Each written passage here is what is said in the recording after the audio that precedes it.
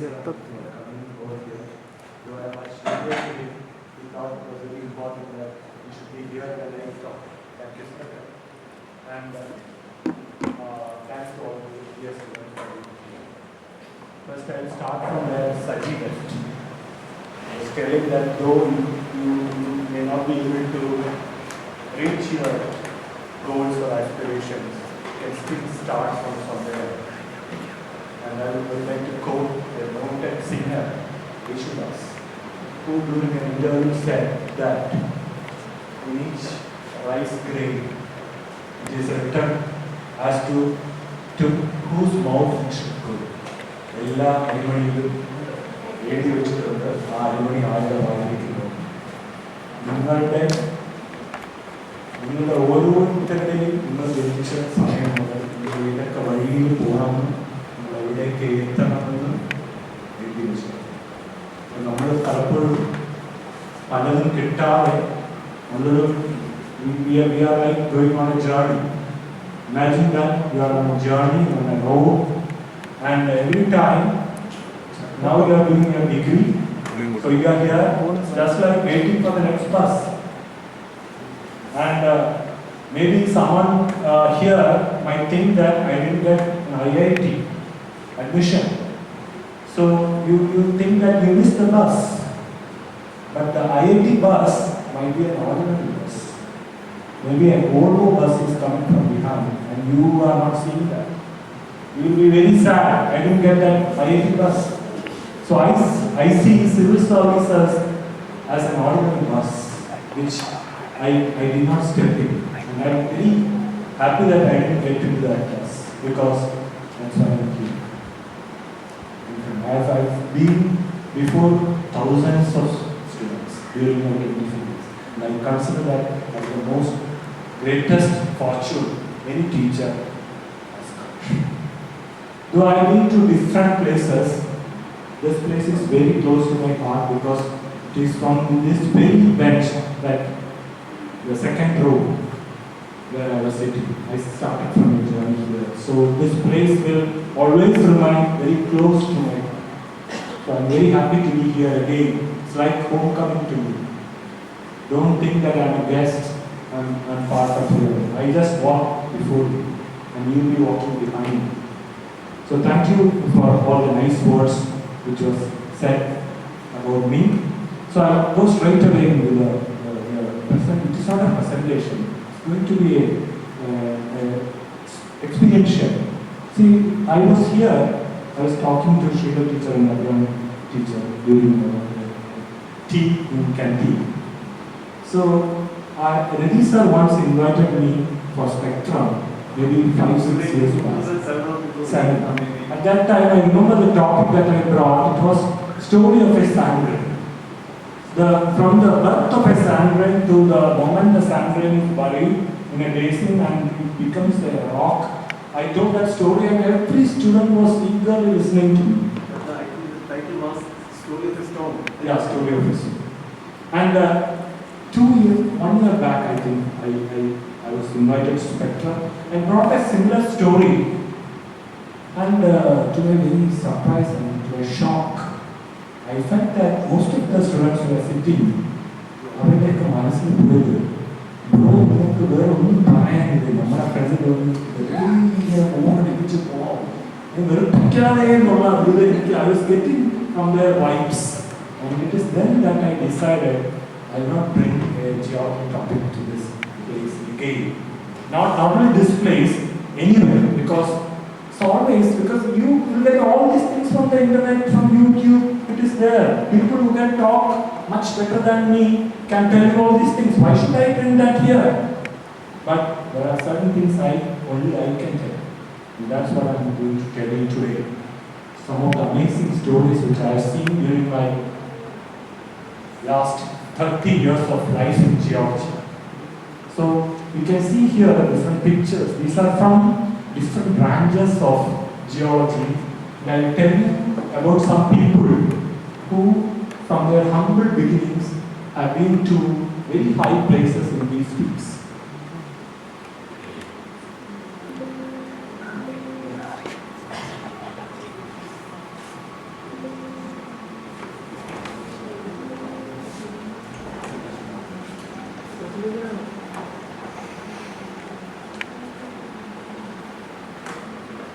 ഇത് നിങ്ങൾക്ക് ആർക്കെങ്കിലും ഇടയ്ക്ക് വന്ന് പറയണമെങ്കിൽ പറയാം, ബോറടിക്കണമെങ്കിൽ പറയാം. You are very free to do that. And I assure you that I will not take more than 30-40 minutes.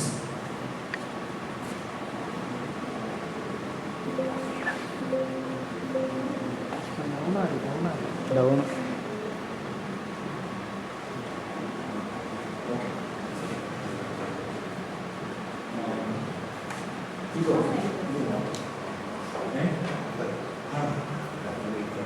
Okay.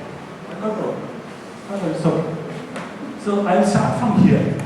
See, this is a very important story. And this is what I've seen in all the stories. എല്ലാ കഥയിലും ഞാൻ കണ്ടിട്ടുള്ളത്.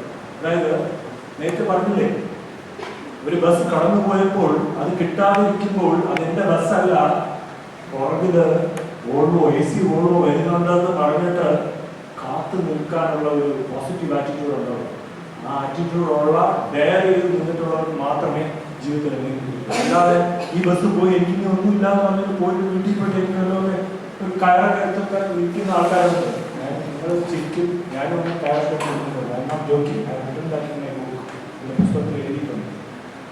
ഞാൻ പ്രീഡിഗ്രിക്ക് പഠിക്കുമ്പോൾ കളിച്ച് നടന്നിട്ട് പരീക്ഷയ്ക്ക് പഠിക്കാൻ പറ്റുന്നില്ല എന്ന് പറഞ്ഞിട്ട് വിത്തൗട്ട് ഓഫ് എൻഡിങ് അത് ഹാപ്പൻസ്. നിങ്ങളുടെ ഏജിൽ ഞാൻ നിങ്ങളുടെ ഏജിൽ കൂടെ കടന്നു വന്നു. ബട്ട് നിങ്ങൾക്ക് അങ്ങനെ ആരെങ്കിലും ഒക്കെ ചിന്തിക്കുന്നവരാണെങ്കിൽ എനിക്ക് ഒരു കാര്യം പറയാനുള്ളൂ, don't ever think about that. Because നീണ്ടു കിടക്കുന്ന ജീവിതം, ആ ജീവിതത്തിൽ നിങ്ങളുടെ മുമ്പിൽ ഇനി ഒരുപാട് നിങ്ങൾക്ക് വരും. ഇതും കടന്നു പോകും എന്ന് മാത്രം ചിന്തിക്കുക. അപ്പോൾ so success belongs to those who dare ദെയർ. നിങ്ങൾ ധൈര്യമായിട്ട് മുമ്പോട്ട് പോകുന്നവർക്ക് മാത്രമാണ് സക്സസ്.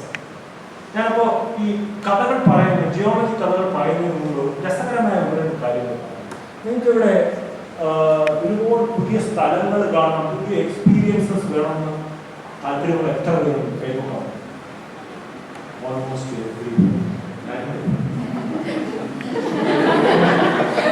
എനിക്കും ഭയങ്കര ഇഷ്ടമാണ് കേട്ടോ.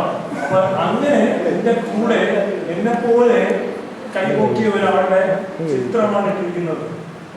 ഈ ആളുടെ എന്റെ ബാച്ച്മേറ്റ് ആണ്, യൂണിവേഴ്സിറ്റി പഠിച്ചത്. ഇയാൾ വളരെ രസകരമാണ്. ഈ ആളെ കുറിച്ചുള്ള കഥ എന്റെ FIG ക്ലാസ് ക്ലാസ് മുഴുവൻ ഇയാളെ കാണാൻ പറഞ്ഞിരിക്കുക. എന്തെന്നോ, ഇയാള് MSc കഴിഞ്ഞിട്ട് നമ്മൾ ഈ പറഞ്ഞ പോലെ ബസ് കിട്ടാതെ ഇരുന്നപ്പോൾ വളരെ ധൈര്യമായിട്ട് യൂണിവേഴ്സിറ്റി ലൈബ്രറിയിൽ പോയി നമുക്കെന്താ പ്രോജക്ട് സയൻറ്റിസ്റ്റ് എന്നൊക്കെ പറഞ്ഞ് കിട്ടിയപ്പോൾ ഇയാൾക്കൊന്നും കിട്ടിയില്ല. ഇയാൾ ലൈബ്രറി കയറിയിട്ട് പഠിക്കാൻ തുടങ്ങി. പഠിച്ചിട്ട് അയാൾക്ക് ഗേറ്റ് കിട്ടി, അത് കിട്ടി, ഇത് കിട്ടി, സിവിൽ സർവീസ് കിട്ടി.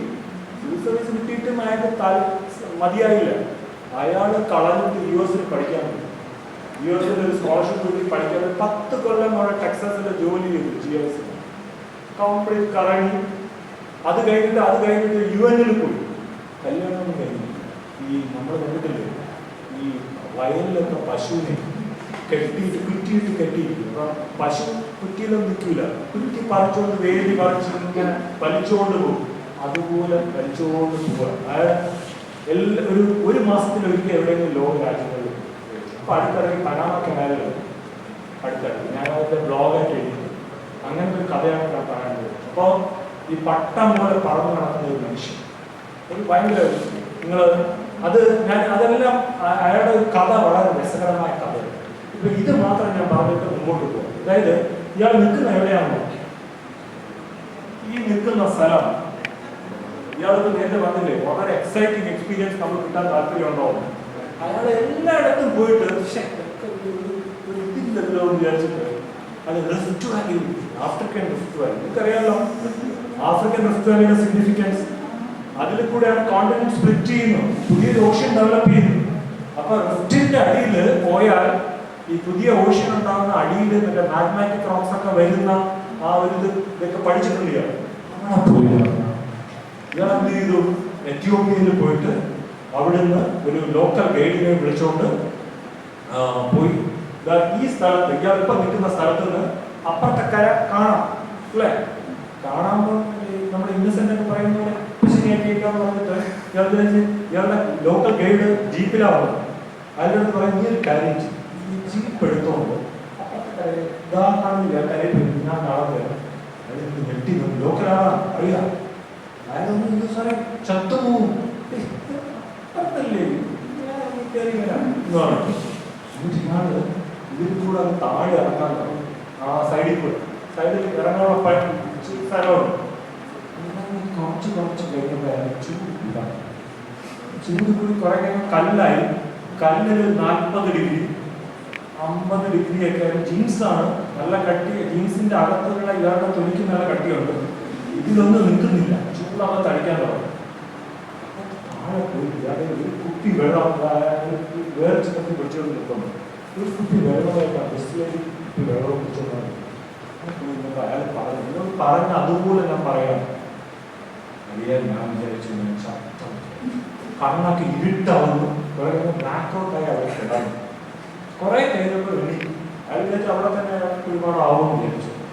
എന്നിട്ട് കുറച്ച് വെള്ളം കുടിക്കുമ്പോൾ ബാക്കി വിട്ടിട്ട് എങ്ങനെയും അപ്പുറത്തേക്കായി റെസ്റ്റ് വാങ്ങി കഴിയും മനുഷ്യൻ.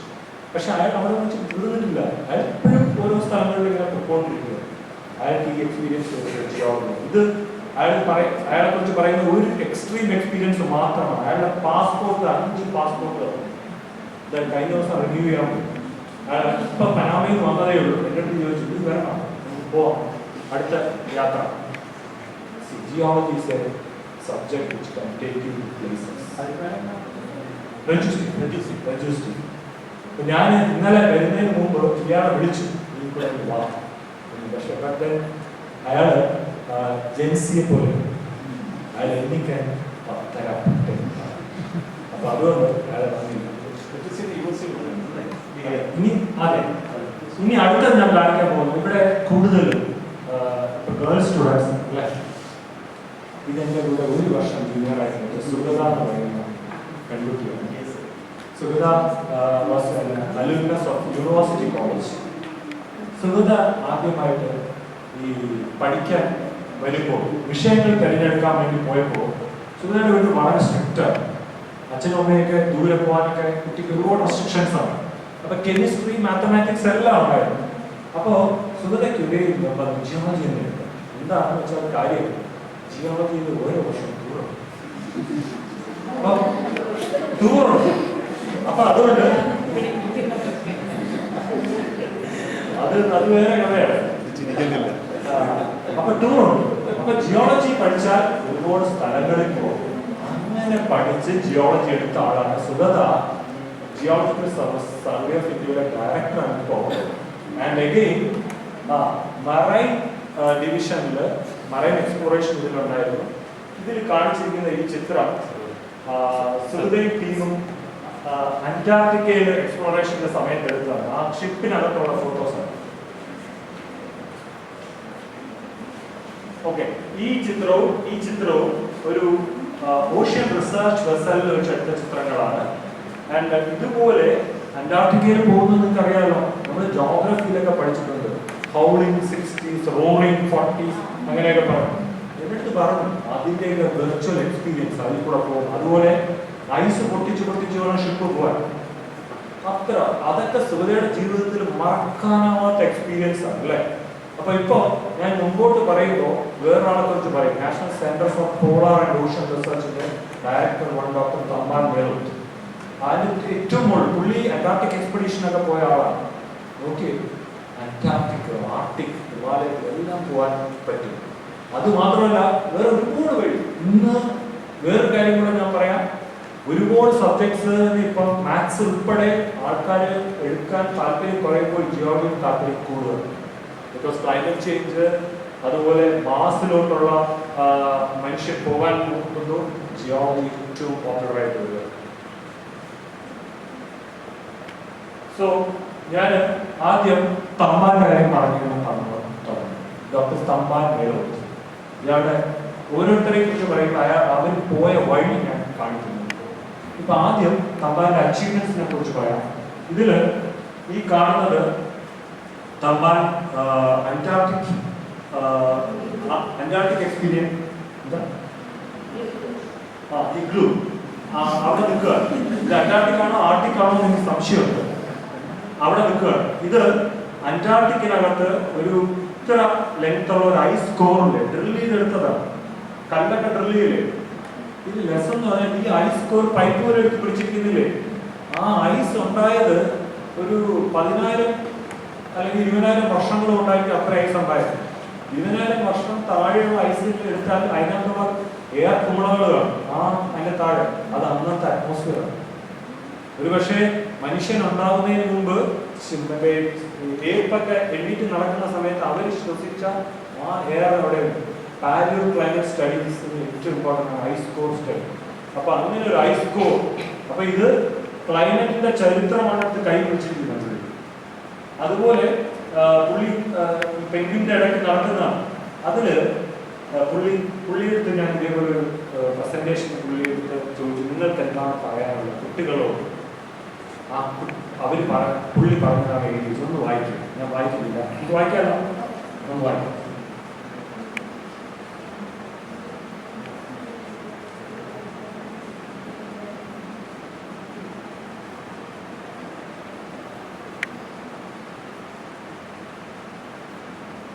വായിച്ചോ?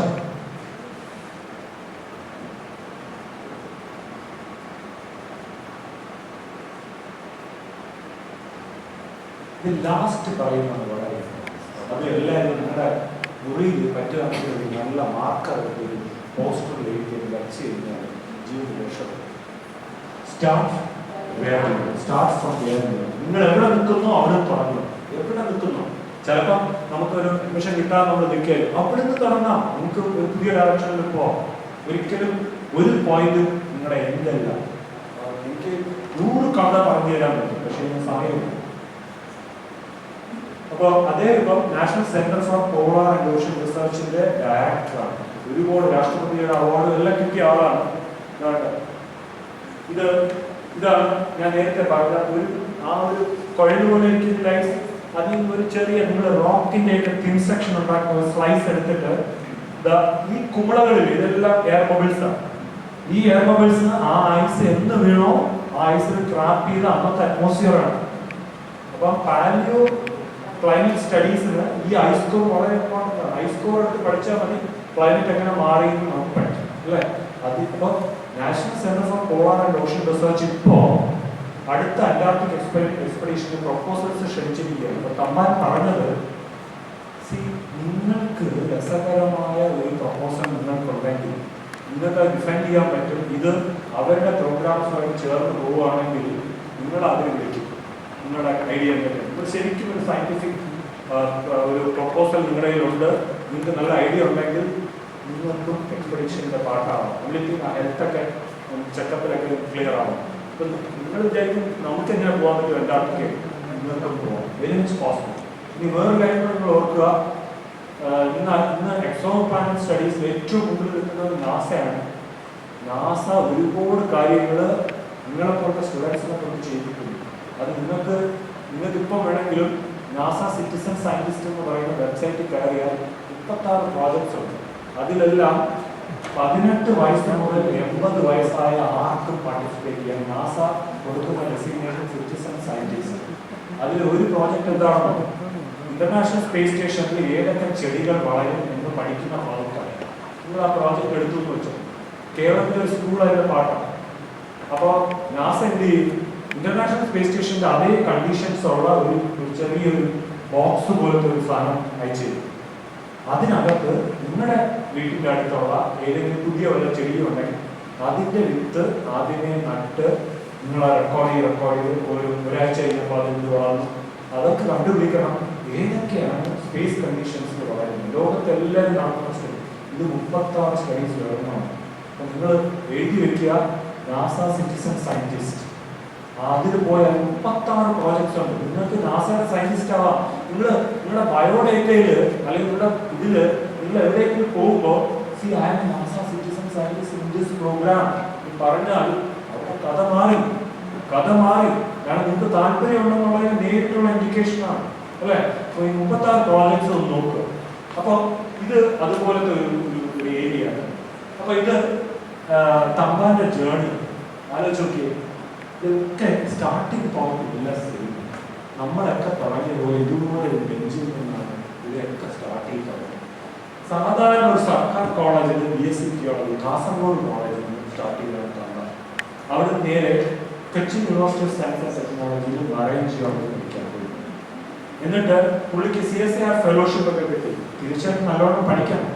ആ ഫെലോഷിപ്പ് കിട്ടുമ്പോൾ എവിടെ പോയി NIO പോയിരുന്നു, നാഷണൽ ഇൻസ്റ്റിറ്റ്യൂട്ട് ഓഫ് ഓഷ്യനോഗ്രാഫി. അവിടെ പോയിട്ട് അവിടെ നിന്ന് തുടങ്ങിയാണ് പിന്നെ ജപ്പാനിൽ ഒരു ഫെലോഷിപ്പ് കിട്ടി. ഇപ്പോൾ ഒരു ഗുണം എന്ന് പറഞ്ഞാൽ ഇപ്പോൾ ഈ സയൻസിൽ ഇന്ത്യയിലാണ് ഒരുപാട് പോപ്പുലേഷൻ, യങ് പോപ്പുലേഷൻ ഉള്ളത്. അപ്പോൾ നല്ല സ്റ്റുഡൻസ് വല്ലതും ഉണ്ടോയെന്ന് പല രാജ്യക്കാരും പല പ്രോജക്ട്സിൽ ചോദിക്കുന്നത് ഇന്ത്യയിൽ പ്രീമിയർ ഇൻസ്റ്റിറ്റ്യൂഷൻസിലാണ്.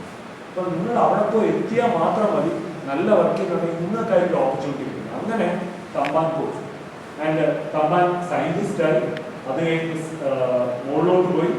ഇപ്പോൾ തമ്പാൻ കിട്ടുന്നത് SCPR. ഓക്കെ, അപ്പോൾ നമ്മൾ മുമ്പോട്ട് പോവുക. ഇനി വേറൊരു കാര്യം, ഇനി നിങ്ങളുടെ ജനറേഷനോട് വലിയ വ്യത്യാസമില്ലാതെ ഒരു പെൺകുട്ടിയുടെ കഥയാണ് ഞാൻ പറയാൻ പോകുന്നത്. ഈ പെൺകുട്ടിയുടെ പേര് ആലീസ് അലക്സ്. ആലീസ് അലക്സ് ഇതിന്റെ കഥ പോലെ ഒരു കഥ മുന്നോട്ട് പോകണമെന്നില്ലാണ്. നിങ്ങൾക്ക് ഞാൻ ഈ രണ്ട് കാര്യങ്ങൾ കാണിക്കുന്നത് ഇന്നത്തെ ട്രെൻഡ്സ് ആണ്. Machine learning, big data analysis. നിങ്ങൾക്കറിയാമോ മെഷീൻ ലേണിംഗ് എന്താണെന്ന് ആരെങ്കിലും പറഞ്ഞു തരാം? ഇവിടെ ഇരിക്കുന്ന ആരെങ്കിലും മെഷീൻ ലേണിംഗ് എന്താണെന്ന് പറഞ്ഞു തരാം? നിങ്ങൾക്ക് ഞാൻ ഒരു 500 രൂപയുടെ ഗിഫ്റ്റ് അത് നാളെ സജീവയിലെ 500 രൂപ ഗിഫ്റ്റ്. ആരെങ്കിലും ഇവിടെ വന്ന് എനിക്ക് മെഷീൻ ലേണിംഗ് എന്താ പഠിക്കണം?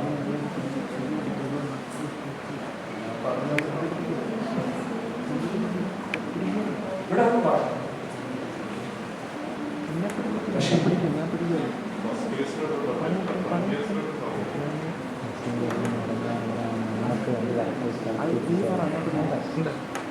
മെഷീൻ ലേണിംഗിന്റെ ആപ്ലിക്കേഷൻസ് നിങ്ങൾ കാണുന്നുണ്ട്, നിങ്ങൾ ഉപയോഗിക്കുന്നുണ്ട്.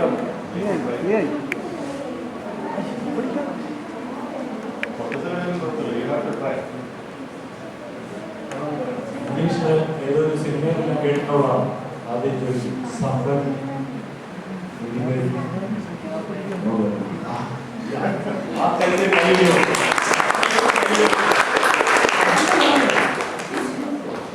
ഇത്ര ദൂരമല്ലേ ഉള്ളൂ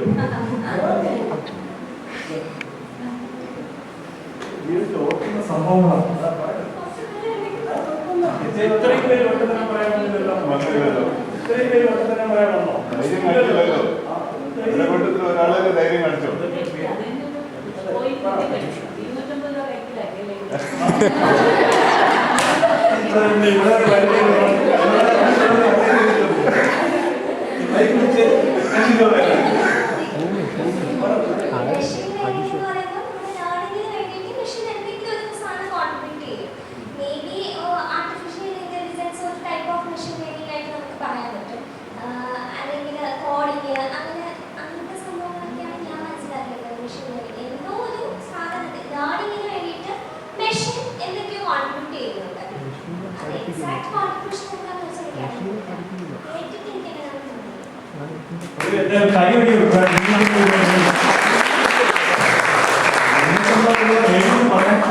ആർട്ടിഫിഷ്യൽ ഇന്റലിജൻസ് കണക്ട് ചെയ്യും. അത് അതുകൊണ്ടാണ് ഇന്നത്തുള്ളത്. വെറുതെയല്ല ഞാൻ കൊടുക്കുന്നത്, വെറുതെ ഞാൻ കൊടുക്കാറ്. ഭയങ്കര അപ്പൊ ഈ ശരിക്കും പറഞ്ഞാൽ മെഷീൻ ലേണിംഗ് സിമ്പിളാണ്. ആർട്ടിഫിഷ്യൽ ഇന്റലിജൻസ് സാധ്യമാകുന്നത് മെഷീൻ ലേണിംഗ്. അതായത് ആർട്ടിഫിഷ്യൽ ഇന്റലിജൻസിൽ പ്രവർത്തിക്കുന്ന ഒരു മെഷീൻ ആർട്ടിഫിഷ്യൽ ഇന്റലിജന്റ് ആണ്. നമ്മൾ ഇന്റലിജന്റ് ആണ്, നാച്ചുറൽ ഇന്റലിജൻസ് ഉള്ളതാണ്. നമ്മുടെ ബ്രെയിൻ നമുക്ക് ഓരോന്ന് ചിന്തിച്ചപ്പോൾ ഞാൻ ഈ കുട്ടിയെ വിളിക്കുമ്പോൾ ആ കുട്ടി ഇപ്പൊ വരും, ഈ കുട്ടിയെ വിളിച്ച് മോട്ടിവേറ്റ് ചെയ്ത് ഇവിടെ കൊണ്ട് നിർത്തുന്നു. അതേപോലെ ഒരു മെഷീന് ചെയ്യാൻ പറ്റണമെങ്കിൽ ആ മെഷീൻ ബുദ്ധിയില്ല അല്ലേ? അപ്പൊ ആദ്യം നമ്മൾ മെഷീനെ എന്ത് ചെയ്യണം? മെഷീനെ നമ്മൾ പഠിപ്പിക്കണം. That is machine learning. Artificially intelligent ആവാൻ ഒരു മെഷീനെ നമ്മൾ പഠിപ്പിക്കും. ദാറ്റ് ഈസ് മെഷീൻ ലേണിംഗ് അല്ലേ? 250 പേര്. നിങ്ങളുടെ പേരെന്താണ്? അജിഷ. ഓക്കെ, അജിഷയ്ക്ക് എന്നുള്ള ഒരു കൈ ഉണ്ട്.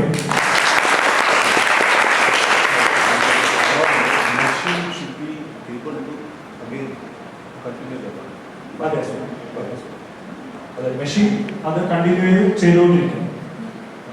ഇതിന്റെ കൂടെ വേറൊന്നും കൂടെ ഉണ്ട്, ഈ ന്യൂറൽ നെറ്റ്വർക്ക്സ് എന്നൊക്കെ പറഞ്ഞിട്ട് അതെല്ലാം കൂടെ ഒരുപാട്. അതായത് വേറൊന്നുമില്ല, മനുഷ്യനാണ് ഇന്റലിജന്റ് ആയിട്ടുള്ള അല്ലേ? മനുഷ്യനെ പോലത്തെ എന്തെങ്കിലും ആർട്ടിഫിഷ്യൽ ആയിട്ട് ഉണ്ടാക്കണം.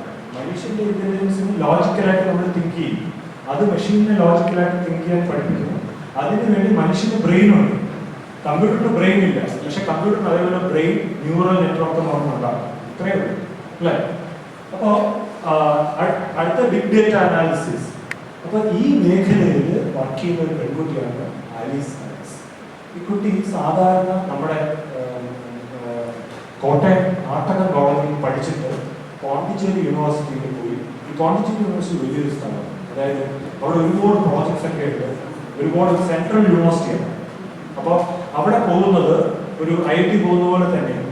അപ്പോൾ അവിടെ പോയിട്ട് കുട്ടി ജിയോ കെമിക്കൽ മോഡലിംഗ് ആണ് ചെയ്യാൻ പറഞ്ഞത്. അപ്പോൾ ഈ കുട്ടിയായിട്ട് ഞാൻ സംസാരിച്ചു, ഇതേപോലെ ഒരു പ്രസന്റേഷൻ ഉണ്ടാക്കാറുണ്ട്. അപ്പോൾ കുട്ടി എനിക്ക് വളരെ സിമ്പിളായിട്ട് ഇത് പറഞ്ഞു. ഞാൻ അത് കിട്ടുന്നു പറഞ്ഞു, ഞാൻ പറയുന്നതല്ല, ആ കുട്ടി എനിക്ക് പറഞ്ഞു തന്നു. ആ കുട്ടി പറഞ്ഞത്, സാറേ ഇന്ന് വരെ കഴിഞ്ഞ 10-30 കൊല്ലം മുതൽ നമ്മൾ ഒരുപാട് മിനറൽ ഡെപ്പോസിറ്റ്സ് ഒക്കെ എക്സ്പ്ലോർ ചെയ്ത്, ഉദാഹരണം കോപ്പർ ഡെപ്പോസിറ്റ്. എവിടെയെങ്കിലും ഒരു കോപ്പർ ഡെപ്പോസിറ്റ് ഇന്ത്യയിലോ അതിന്റെ പേര് പറയാം? ഇതിന് ഞാൻ 10 രൂപ തരില്ല, അതായത് നിങ്ങൾ പഠിച്ചത്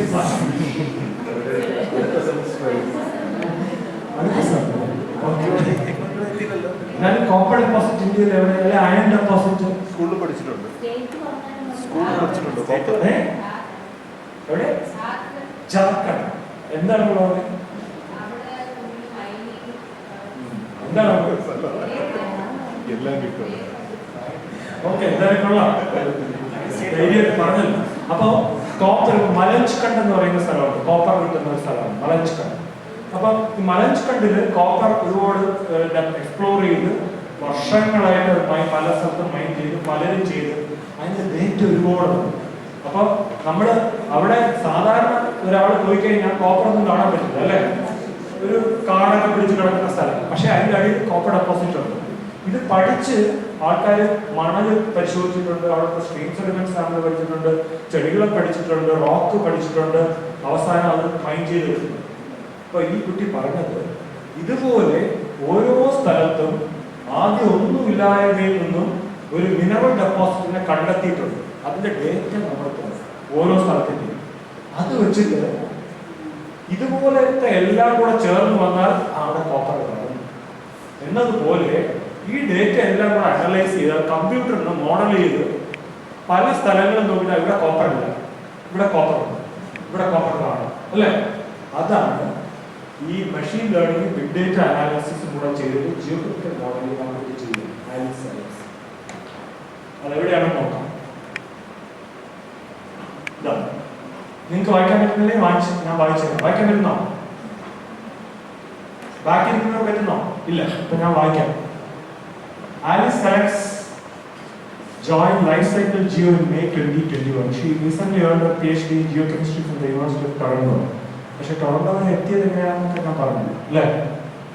And the primary focus of her research was to study the effect of oxygen fugacity on the solution of copper. അതൊന്നും പേടിക്കണ്ട. And അപ്പോൾ ആലീസ് ചങ്ങനാശ്ശേരി കഴിയും മാസ്റ്റേഴ്സ് പോണ്ടിച്ചേരി യൂണിവേഴ്സിറ്റിയിൽ നിന്ന് PhD geochemistry from university of Ontario Canada. ഇതൊക്കെ തുറന്നു ഞാൻ പറഞ്ഞില്ലേ, ഇതുപോലത്തെ ബെഞ്ചുകളിൽ ഞാൻ ഒരു കാര്യം കൂടെ പറയാം. ഇതുള്ള തുറന്ന് വളരെ മനോഹരമായിട്ട് ഇംഗ്ലീഷിൽ ശ്രേയ വന്നുള്ളത് ഇത്രയും പറയുന്നത്. BSc ഞാൻ പഠിക്കുമ്പോഴേ ഈ ശ്രേയ പറയുന്ന പോലെ പോലും പോട്ട് അവിടെ നിന്ന് നടക്കാൻ പോലും ഒരു ധൈര്യമില്ല. അങ്ങനെ വർക്ക് ചെയ്യും. അതായത് ഞാൻ PGക്ക് പോകുമ്പോൾ പോലും പറയില്ല, നിങ്ങൾ തന്നെ ഞാനിവിടെ നിന്ന് പലരുടെയും പോകാൻ നോക്കുകയായിരുന്നു. ഓരോരുത്തരും എങ്ങനെയാണ് കാണുന്നത്. അപ്പൊ എന്നെ പോലെ തന്നെയാണ് എനിക്ക് മനസ്സിലായി. ഇന്നസെന്റൊക്കെ പറയില്ലേ അല്ലേ? പക്ഷേ ആ ശ്രേയ ആ സമയത്ത് നേരത്തെ അവിടെ എത്തി. ഞാനൊക്കെ പിന്നീട് എനിക്ക് സിവിൽ സർവീസൊക്കെ ശ്രമിക്കുമ്പോഴാണ് ഞാൻ കുറച്ച് ബുദ്ധിമുട്ടി എത്തിയത്. അപ്പൊ വളരെ ഇംപ്രൂവ്മെന്റ് ആയിരുന്നു. ഇംഗ്ലീഷ് ഒട്ടത്തരം ഒരു 2 സെന്റൻസ് ചേർത്ത് പറയാൻ പറ്റാത്ത എനിക്കിപ്പോ ഇംഗ്ലീഷ് ഞാൻ പറയാൻ പറ്റും അല്ലേ? പക്ഷെ ഞാൻ ലേറ്റ് ആയിട്ടാണ് തുടങ്ങിയത്. ഒന്നും ഇമ്പോസിബിൾ. ശ്രേയക്ക് പറഞ്ഞതുപോലെ ശ്രേയന്റെ മോന്റെ കൂടെ പഠിച്ചത് KV. അപ്പം ശ്രേയ നല്ലോണം. അപ്പൊ ആ KV ആയാലും ഓപ്പർച്യൂണിറ്റീസ് കിട്ടി അങ്ങനെയൊക്കെ. അതുകൊണ്ട് നിങ്ങൾക്ക് ആ ഓപ്പർച്യൂണിറ്റീസ് ഉണ്ട് നിങ്ങളുടെ മുന്നിൽ, നിങ്ങൾ എടുക്കുന്നില്ല. ചിലർ എടുക്കാൻ ശ്രമിക്കുന്നില്ല, മടി. ഇപ്പൊ നേരത്തെ ഇയാളെ വിളിച്ചില്ലേ, അവിടെ നിൽക്കണം, മൈക്ക് പിടിക്കണം, ഇങ്ങനെയൊക്കെ ആലോചിച്ചോണ്ട് നിങ്ങൾ ചിന്തിക്കില്ലേ? കിട്ടിയാ വരണം അല്ലേ? ഓക്കെ, അപ്പൊ നമ്മൾ ആലീസ് അലക്സിന് മുമ്പോട്ട് പോകണം, ടൈം ഒരുപാട് പോയി. ഇനി അതേപോലെ വേറൊരു രീതിയിൽ പറയുന്നത്, നമ്മുടെ ഇവിടെ ഇരുന്നിട്ട് മാർസിലൊന്നും പോകാതെ മാർസിനെ കുറിച്ച് പഠിക്കുന്നത് ഇതുപോലാണ്. മാർസിനെ കുറിച്ച് ബിക്കോസ് എന്താന്ന് വെച്ചാൽ നമ്മുടെ ഇവിടെ ട്രാൻസ്പോർട്ട് ബസ് ഓടുന്നത് പോലെ നാസ മാർസിൽ വണ്ടികൾ ഓടിച്ചുകൊണ്ടിരിക്കുകയാണ്. കാരണം ഉദ്ദേശം 2030 ആകുമ്പോൾ അവിടെ ഒരു കോളനി ഉണ്ടാക്കണം. ഇവിടുത്തെ ഏറ്റവും ദരിദ്രരായ ആൾക്കാരെ ഭൂമി, നമ്മൾ പറയില്ലേ, ഭൂമിയുടെ കട്ടയും പടവും അടങ്ങുന്നതിന് മുമ്പ് ഇവിടുന്ന് കുറെ ആൾക്കാരെ അവിടെ അയക്കണം. അതിനു വേണ്ടി ചെയ്യുകയാണ്. അപ്പോൾ നാസ ഓരോ ദിവസവും ഓരോ ചിത്രങ്ങൾ, ആയിരക്കണക്കിന് ചിത്രങ്ങൾ എടുക്കുകയാണ്. അവരുടെ റോവറുകൾ ഇങ്ങനെ മാസിൽ കൂടെ പോവുകയാണ്. നിങ്ങൾ ഇപ്പൊ യൂട്യൂബിൽ സെർച്ച് ചെയ്താൽ മാസ് റോവർ വീഡിയോ കുറിച്ച് HD ക്വാളിറ്റിയിലുള്ള വീഡിയോ പുറത്തു മാസ് നമുക്ക് കണ്ടുകൊണ്ടിരിക്കും. നമ്മുടെ അവിടെ പോത്തങ്കോട് വഴി പോകുന്ന പോലെ മാസത്തിന്റെ പുറത്തുകൂടെ ഇങ്ങനെ പോകുന്നത് നമുക്ക് കാണാൻ പറ്റും അല്ലേ? അപ്പോ ഞാൻ പറഞ്ഞു വരുന്ന അതല്ല, നാസക്ക് ഇത്രയും ഡേറ്റ ഹാൻഡിൽ ചെയ്യാൻ പറ്റും. നാസ എല്ലാം പബ്ലിക് ഡൊമൈനിൽ ഇടുകയാണ്. അതെടുത്ത് സ്റ്റഡി ചെയ്ത് റിപ്പോർട്ട് ചെയ്തു. അതിലൊരാളെ അങ്ങനെ കാണിക്കാം. അപ്പൊ ഇത് ആ സൈറ്റാണ് മാസിന്റെ റോവർ ഇമേജ് കിട്ടുന്നത്. അത് എങ്ങനെയൊക്കെ കൊടുക്കുന്നു എന്നുള്ളത് പറയുന്നു. ഇതിൽ നമുക്ക് സെർച്ച് ചെയ്യാം. അതുപോലെ വേറൊരു കാര്യം കൂടെ, നാസയ്ക്ക് ഒരു TV ഉണ്ട്, നാസ TV. ഇതുപോലത്തെ എല്ലാം എപ്പോഴും കാണിച്ചുകൊണ്ടിരിക്കും. ഇനി ഇത് നാസയുടെ ഡേറ്റ എല്ലാം വെച്ചിട്ട് റിമോട്ട് സെൻസിങ് വെച്ചിട്ട് സാറ്റലൈറ്റ് ഇമേജസ് യൂസ് ചെയ്യുന്നത് സ്റ്റഡി ചെയ്യുന്ന ഒരാളാണ് ഡോക്ടർ രാജേഷ് വിജി. രാജേഷ് വിജി ഇല്ല, Rajesh Viji Indian institute of space science technology Vithura, അവിടുത്തെ പ്രൊഫസറാണ് രാജേഷ് വിജി. ഇവിടുത്തെ തന്നെ ഒരു സ്റ്റുഡന്റിന്റെ ആ അഞ്ജു എന്ന് പറയുന്ന ആൾ GSK ജോർജ്, അഞ്ജുവിന്റെ ഹസ്ബൻഡ്. അപ്പൊ രാജേഷ് ഇപ്പോ IIST-യിലെ പ്രൊഫസറാണ്. രാജേഷ് വർക്ക് സ്പെഷ്യലൈസ് ചെയ്യുന്ന മാസില് ഈ പറഞ്ഞതുപോലെ മാർസ് പോലെ ഇരിക്കുന്ന ഭൂമിയിൽ പല സ്ഥലങ്ങളുണ്ട്.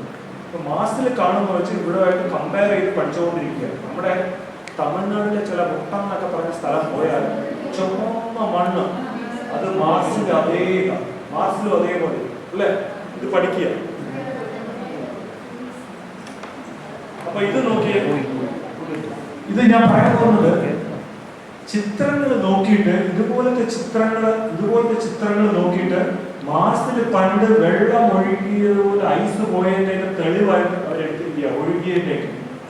ഇത് രാജേഷിന് മാത്രമല്ല, നിങ്ങൾക്ക് എത്ര പേർക്കറിയാം ഈ എർത്തിന് ഗൂഗിൾ എർത്ത് എന്ന് പറഞ്ഞിട്ടുണ്ട് അല്ലെ? ഈ ഗൂഗിൾ എർത്തിൽ നോക്കിയാൽ നിങ്ങൾക്ക് ആദ്യം ഗോളം പോലെ ഇരിക്കുന്ന എർത്തിൽ ചെമ്പഴന്തിയിൽ നിൽക്കാം അല്ലെ? ഫോക്കസ് ചെയ്ത് ചെമ്പഴന്തിയിൽ നിൽക്കാം. അതേപോലെ ഗൂഗിൾ മാർസ് മൂന്നുണ്ട്. ആ ഗൂഗിൾ മാർസ്, വെരി ഗുഡ്. ഇയാൾക്ക് കൈയോടി കൊടുക്കാം. മാർസിലെ എല്ലാ സർഫസും മാപ്ഡാണ്. നിങ്ങൾക്ക് പഠിക്കാം മാർഷ്യൻ ലാൻഡ് ഫോംസ്. നിങ്ങളുടെ ഇവിടെ BSc പ്രോജക്ട് ചെയ്യുമ്പോൾ മാർസിൽ ചെയ്യാം അല്ലേ? അപ്പൊ ഇത് പോസിബിൾ ആണ്. ഇനി ഇതിന്റെ അടുത്തത് കണ്ടോ, ഇതേപോലെ ഇമേജസ് എടുത്തിട്ട് മാർസില് പണ്ട് വെള്ളം ഒഴുകിയ ഡയറക്ഷൻ കണ്ടോ? നിങ്ങൾക്കറിയില്ലേ, നിങ്ങൾ തിങ്കളാഴ്ച ജോലി കയറി വരുമ്പോൾ ഞായറാഴ്ചയോ ശനിയാഴ്ചയോ മഴ പെയ്തിട്ട് ഈ കയറി വരുന്ന സ്ഥലത്ത് വെള്ളം ഒലിച്ചതിന്റെ പാട് ഇലയൊക്കെ ഇങ്ങനെ പട്ടത്തിൽ കിടക്കും. അതേപോലെ മാസിൽ കിടക്കുകയാണ്. ഇത് വെച്ചിട്ട് ഈ ഡയറക്ഷനിൽ വെള്ളം ഒഴുകിയെന്ന് അവർ കണ്ടെത്തിയിരിക്കുകയാണ്. ഇത് നിങ്ങൾക്ക് വളരെ എളുപ്പം ചെയ്യാം. നമ്മൾ ഒരു കാര്യം കൂടെ മനസ്സിലാക്കുക, അസ്ട്രോണമിയിലും അസ്ട്രോജിയോളജിയിലും 50% കണ്ടുപിടുത്തങ്ങൾ നടത്തിയിട്ടുള്ളത് ശാസ്ത്രജ്ഞന്മാരല്ല, അമച്വേഴ്സ്. വീട്ടിലിരുന്ന് ഈ പാഷൻ കൊണ്ട്, ഈ സമയം കൊണ്ട്. അപ്പൊ നിങ്ങൾക്കും ചെയ്യാം. അപ്പൊ ഇതാണ് വിജയ രാജേഷ് പോയ വഴിയാണ് കാണിച്ചിരിക്കുന്നത്. യൂണിവേഴ്സിറ്റി കോളേജിലെ സാധാരണ ക്ലാസ് മുറിയിലാണ് തുടക്കം. MSc ജിയോളജി നമ്മുടെ കേരള യൂണിവേഴ്സിറ്റി കാര്യവട്ടത്താണ്. അത് കഴിഞ്ഞിട്ട് പുള്ളി PhD Yokohama national university Japan, അതാണ് പുള്ളിക്ക് വഴിത്തിരിവായത്. അത് കഴിഞ്ഞിട്ട് കൊറിയ യൂണിവേഴ്സിറ്റി പോസ്റ്റ് ഡോക്ടറിൽ പോയി. നിങ്ങൾ ഈ ലെവൽ കഴിഞ്ഞ് ഇവിടെ കയറിയാലേ പിന്നെ നമ്മൾ പട്ടം പറത്തിട്ടുള്ള എത്ര പേരുണ്ട് ഇവിടെ? പട്ടം പറത്തുന്നത്, പട്ടം പറത്തതിനെ കുറിച്ചൊന്ന് ആർക്കെങ്കിലും പറയാം? പട്ടം പറത്തതിനെ കുറിച്ച്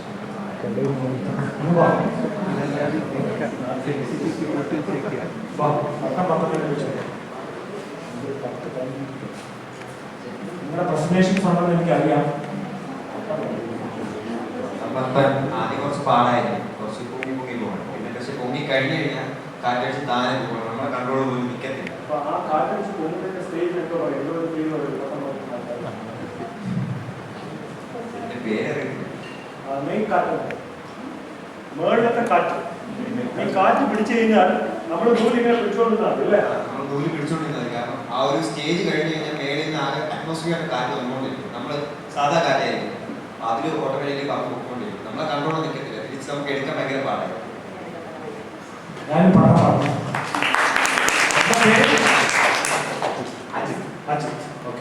അപ്പൊ ഇതേപോലെയാണ് നിങ്ങളുടെ കരിയർ. നിങ്ങൾ ഈ മേളിലത്തെ കാറ്റില്ലേ അത് പിടിച്ചു കഴിഞ്ഞാൽ പിന്നെ നൂലിങ്ങനെ പിടിച്ചുകൊണ്ടിരുന്നത്.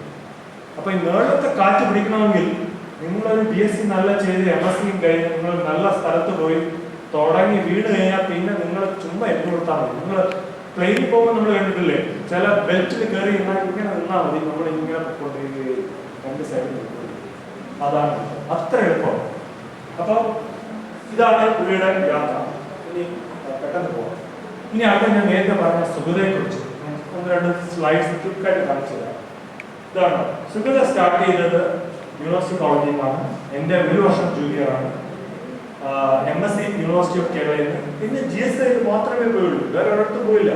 GSI നിന്നാണ് യാത്ര. നോക്കിയേ എവിടെയൊക്കെ പോയി. ഇത് സുഗതയുടെ പോയ കപ്പലാണ്. അപ്പോ ഒരു പോഡ്, അപ്പൊ ഒരു പെൺകുട്ടിക്ക് ആസ്പയർ ചെയ്യാനുള്ള ഏറ്റവും ഹൈറ്റ്സിൽ പോയ ആളാണ് സുഗത. നിങ്ങൾക്കും ഒരുപാട് ഇതേപോലത്തെ ഈ വഴിക്ക് പോകാൻ പറ്റും. ഇനി അതേപോലെ റിമോട്ട് സെൻസിങ് വളരെ ഇമ്പോർട്ടൻ്റ് ഏരിയയാണ്. ഞാൻ നേരത്തെ പറഞ്ഞ മാസത്തെ പഠിക്കണമെങ്കിൽ ഇവിടെ ഇരുന്ന് പഠിക്കണമെങ്കിൽ റിമോട്ട് സെൻസിങ്. അപ്പോൾ നമുക്ക് സ്പെഷ്യലൈസ് ചെയ്യാൻ പറ്റിയ ഒരു മേഖലയാണ്. ഞാൻ കടന്നു പോവാം. ഇനി ഞാൻ ഇവിടുത്തെ തന്നെ എൻ്റെ ഒരു വർഷം സീനിയറായ ഒരാൾ ഈ വഴിക്ക് റിമോട്ട് സെൻസിങ്ങിൻ്റെ ആ വഴിക്ക് പോയ ആളെ കുറിച്ച് പറയാം.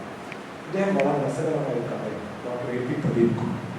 അതായത് 10ാം ക്ലാസ് കഴിഞ്ഞിട്ട് അന്ന് പ്രീ ഡിഗ്രിയാണ്, ഇന്നത്തെ +2 ആണ്. +2 ഇദ്ദേഹത്തിന് ആദ്യം അഡ്മിഷൻ കിട്ടിയത് കോമേഴ്സ്. അപ്പൊ കോമേഴ്സ് ഇയാൾ ഒരു വർഷം പഠിച്ചു കഴിഞ്ഞപ്പോൾ ഇതൊക്കെ മനസ്സിലായി, ഈ ഷെയർ മാർക്കറ്റിൽ ഇതൊന്നും എനിക്ക് പറ്റിയില്ല. സെക്കൻഡ് ഇയർ പകുതിയായപ്പോൾ ഇയാൾ മനസ്സിലായി ഞാൻ കയറിയ ബസ് മാറി. സാധാരണ ബസ് കയറി ആളിറങ്ങണം എന്ന് പറയുള്ളൂ. അതേപോലെ പുള്ളി ടിങ് അടിച്ചു ആളിറങ്ങണം എന്ന് പറഞ്ഞാൽ 2 വർഷം ബ്രേക്ക് എന്നിട്ട് അങ്ങനെ പിന്നെ സയൻസ് ഗ്രൂപ്പിൽ കയറിയിട്ട് ജിയോളജി ആലോചിച്ച് ബ്രേക്കോടെ വന്നു. നമ്മളൊക്കെ പലരും തകർന്നു പോകും. അയ്യോ എൻ്റെ 2 വർഷം പോയി അല്ലേ. പുള്ളി ഞാൻ പറഞ്ഞ പോലെ ബാക്കിൽ നിന്നൊക്കെ ബസ് ഓൾവോ വരുമ്പോഴൊന്നും പുള്ളി കാണുന്നു. അങ്ങനെ ഇറങ്ങിയതാണ്. എന്നിട്ട് ജിയോളജിയിൽ കയറിയിട്ട് പുള്ളി ഇവിടെ ഇതേ ക്ലാസ് മുറികളിൽ നിന്ന് BSc കഴിഞ്ഞിട്ട് കാര്യവട്ടത്തെ ജിയോളജി ഡിപ്പാർട്ട്മെന്റിൽ പോയി MSc കഴിഞ്ഞു. അത് ഞാൻ ഫസ്റ്റ് റാങ്കോടെ MSc കഴിഞ്ഞു. അത് കഴിഞ്ഞിട്ട് പുള്ളിക്ക് UGC ഫെലോഷിപ്പ് കിട്ടി. PhD പോസ്റ്റ് ഡോക്ടറും എല്ലാം കഴിഞ്ഞിട്ട് പുള്ളിക്ക് ആദ്യം സെൻട്രൽ ഗ്രൗണ്ട് വാട്ടർ ബോർഡിലെ സയന്റിസ്റ്റ് ആയിട്ട് കിട്ടി. അത് കഴിഞ്ഞിട്ട് പുള്ളി പഠിപ്പിക്കാൻ യൂണിവേഴ്സിറ്റി കോളേജിൽ. ഇവിടെയാണ് പ്രദീപ് ഡിഫറെൻ്റ് ആവുന്നത്. ഞാനും പ്രദീപിനോടൊപ്പം പഠിക്കാൻ കഴിയും. പ്രദീപ് നേരത്തെ പറഞ്ഞ പോലെ നമ്മളൊക്കെ ബസ് മാറി കയറിയാലും നമ്മൾ നമുക്ക് എന്തിനാ ഇരിക്കുക, എല്ലാവരും കയറി പോവല്ലേ. അപ്പൊ പ്രദീപ് കോളേജ് സാറായി പോയിട്ട് നമ്മളൊക്കെ കമ്പളാ സാർ നല്ല ശമ്പളം കിട്ടുന്നുണ്ട്, പിള്ളേരെ കേട്ടിരിക്കുന്നുണ്ട്. പുള്ളിക്കറിയാം എനിക്ക് ഇവിടെ അല്ല നിൽക്കേണ്ടത്. പുള്ളി യൂണിവേഴ്സിറ്റി കോളേജ് ആദ്യം പഠിപ്പിക്കാൻ വരുമ്പോഴും പുള്ളി നോക്കുന്നത് ഡയറക്ട് ഫെലോഷിപ്പ്, എവിടെയൊക്കെ ഫോറിൻ ഫെലോഷിപ്പ് കിട്ടി പഠിക്കാൻ പോവാം. നിങ്ങൾ ഒരു കാര്യം മനസ്സിലാക്കുക, നിങ്ങൾ ഒരു ഫോറിൻ ഡിഗ്രി നല്ലൊരു സ്ഥലത്ത് പോയി പഠിച്ചാൽ നമ്മൾ നേരത്തെ പറഞ്ഞു നിങ്ങളുടെ ഗ്രാഫിൽ മാറിപ്പോകും. നമ്മൾ സാധാരണ രഞ്ജി ട്രോഫി കളിക്കുന്ന ആൾക്കാരുണ്ട്, ഈ ഇന്ത്യൻ A ടീമിൽ കളിക്കുന്ന ആൾക്കാരുണ്ട്, ഇന്ത്യൻ ടീമിൽ കളിക്കുന്ന ആൾക്കാരുണ്ട്, ഇന്റർനാഷണൽ പ്ലേയേഴ്സ് ഉണ്ട് അല്ലേ. ആ ലെവൽ ഡിഫറൻസ് ആണ് അല്ലേ. ഇപ്പൊ പുള്ളി എന്ത് ചെയ്യുന്നു, യൂണിവേഴ്സിറ്റി കോളേജിൽ സാറായിരിക്കുമ്പോൾ തന്നെ അവിടെ ലീവിനൊക്കെ അപ്ലൈ ചെയ്ത് കിട്ടിയില്ല. എനിക്ക് ശമ്പളം വേണ്ട എന്ന് പറഞ്ഞിട്ട് പുള്ളി പഠിക്കാൻ ജർമ്മനിയിലെ സ്റ്റുട്ട്ഗാർട്ട് യൂണിവേഴ്സിറ്റിയിൽ അവിടെ ഫെലോഷിപ്പ് കിട്ടിയില്ല. ഫെലോഷിപ്പ് കിട്ടാതെ ഇയാൾ സ്വന്തം കാശിൽ അവിടുത്തെ ചെറിയൊരു ഗവൺമെന്റ് സ്കോളർഷിപ്പ് കിട്ടിയിട്ട് അതിന്റെ ഏറ്റവും രസം പറഞ്ഞാൽ ഒരുപാട് ശ്രമിച്ചിട്ടാണ് പുള്ളി കണ്ടെത്തുന്നത്. അങ്ങനെ പോയിട്ട് അവിടുന്ന് GIS പുള്ളി റിമോട്ട് സെൻസിങ് ആൻഡ് GIS-നകത്ത് PhD MS എടുത്തിട്ട് അവിടുന്ന് പുള്ളി പിന്നെ തിരിച്ച് കോളേജിൽ വന്ന് ഇപ്പൊ യൂണിവേഴ്സിറ്റി പ്രൊഫസറാണ്. പുള്ളി ഇപ്പോൾ ഒരുപാട് പബ്ലിക്കേഷൻസ് ഇപ്പോഴത്തെ സർവീസിലുള്ള CMOs പ്രൊഫസറാണ്. Retiring next year. അതാണ് ഏറ്റുപതി. ഇതിന്റെ കൂടെ നിൽക്കുന്നത് ഞാൻ നേരത്തെ പറഞ്ഞ രഘു സ്റ്റീഫനാണ്. നേരത്തെ ഞാൻ പറഞ്ഞ റിഫ്റ്റ് വാലിയിൽ ജീൻസ് ഇറങ്ങി പുള്ളി ആ മനുഷ്യനാണ്. ഇവിടുത്തെ തുടക്കം ഇവിടുന്ന് SM കോളേജ് ട്രിവാൻഡ്രം. അപ്പൊ ജിയോളജിയെ കുറിച്ച് പ്രദീപ് പറയുന്ന ഒന്ന് വായിക്കുക. ഇത് എല്ലാവരും വായിച്ചിരിക്കുന്നു.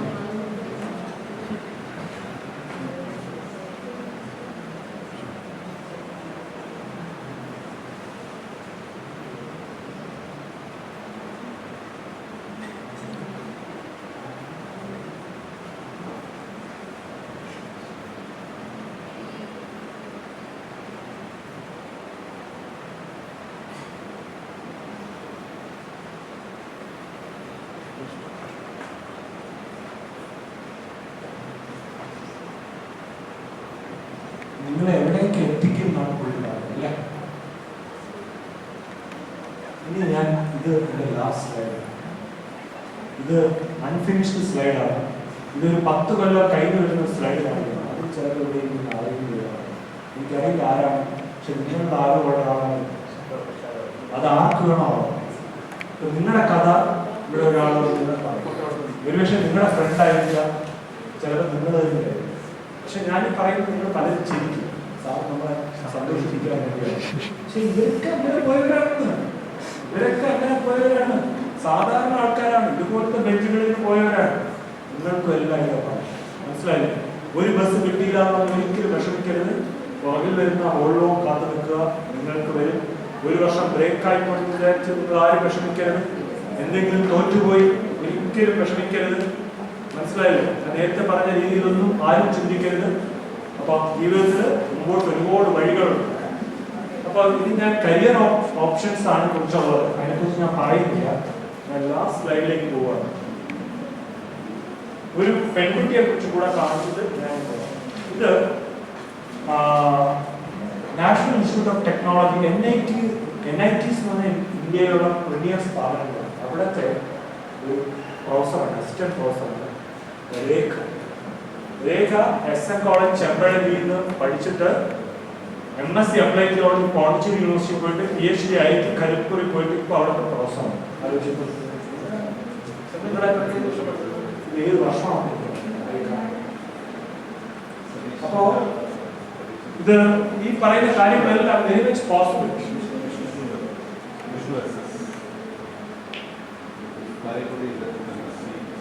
അപ്പൊ ഞാൻ അവസാനിപ്പിക്കുന്ന ഒരു കാര്യം കൂടെ ഞാൻ പറയാം. അത് പറഞ്ഞിട്ട് നിർത്താം. നിങ്ങളിൽ എത്ര പേര് കുഞ്ചാക്ക പോകുന്ന ഒരു സിനിമ കൊച്ചാവ പോലോ അയ്യപ്പൊക്കോ എത്ര പേര് കണ്ടിട്ടുണ്ട്? അപ്പൊ അതിനകത്ത് ഒരു പയ്യന്റെ കഥ പറയും. ആ പയ്യന് ഏറ്റവും ഇഷ്ടം എന്താണ്? ആ പയ്യന്റെ ഏറ്റവും ഇഷ്ടം പ്ലെയിൻ കാണും. പ്ലെയിനിൽ കയറണം, പറക്കണം. അതാണ് പയ്യന്റെ ആഗ്രഹം. അപ്പൊ പക്ഷെ പയ്യന് അത് എങ്ങനെ ചെയ്യണം, എങ്ങനെ പറക്കാമെന്നറിയില്ല. അപ്പൊ അവിടെയാണ് ഈ കുഞ്ചാക്കോ ബോബൻ എന്ന് പറയുന്ന ഒരു കഥാപാത്രം അവിടുത്തെ പിള്ളേരുടെ ഇടയിൽ ഒരു ഹീറോ. സമ്മർ സമയത്ത് അവരെ സൈക്കിൾ പഠിപ്പിക്കുക, അവരെ നീന്തൽ പഠിപ്പിക്കുക എല്ലാം ചെയ്യും. അപ്പോഴത്തേക്ക് ഈ പയ്യനാണെങ്കിൽ, പറക്കാൻ ഇഷ്ടമുള്ള ഈ പയ്യനാണെങ്കിൽ വെള്ളം കണ്ടാൽ ഭയങ്കര പേടിയാണ്. ഇയാള് മറ്റു പിള്ളേരെയൊക്കെ നീന്തൽ ഒഴുകി ഇയാൾ കരയിരിക്കും. അപ്പൊ ഈ പടം വരില്ല. അപ്പൊ ഇവനെ കുറിച്ച് ഇയാൾ നല്ലോണം അറിയാം. ഇതിന് പറക്കണം അറിയാം.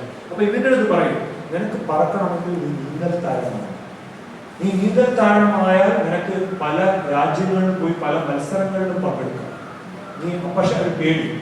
അവസാനം ഇവനെ ഒരു ദിവസം ഇവൻ കരയിൽ നിൽക്കുമ്പോൾ എന്ത് ചെയ്യുമെന്ന് പറഞ്ഞാല് പിടിച്ച് തള്ളി വെള്ളത്തിൽ.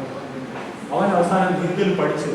അവൻ ആദ്യത്തെ അവന്റെ നീന്തൽ മത്സരത്തിൽ പങ്കെടുക്കുന്ന ഒരു ചിത്രമാണ്. അത് നിങ്ങൾക്ക് അറിയാമോ? സാധാരണ പിള്ളേരെ ഒരു പിന്ന് വെച്ച് കുത്തി കെട്ടിയിട്ട് വെള്ളത്തിലിറങ്ങും. പക്ഷെ അവനൊരു നീന്തൽ താരമാകും അല്ലേ?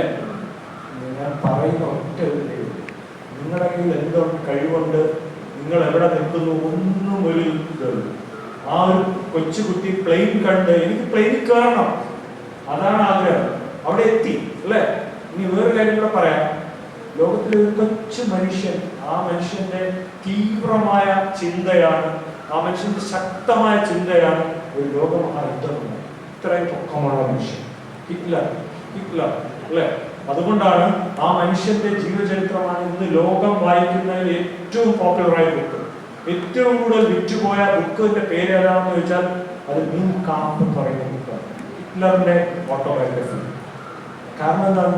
ഇപ്പം നിങ്ങളുടെ ചിന്ത, എനിക്കിത് വേണം അല്ലേ. തൃശ്ശൂർ ഞാൻ ഇന്ന് എടുക്കുക എന്ന് പറഞ്ഞ പോലെ ഈ ജോലി ഞാൻ ഇന്ന് എടുക്കുക എന്നങ്ങ് പറഞ്ഞു നിർത്താം. Thank you.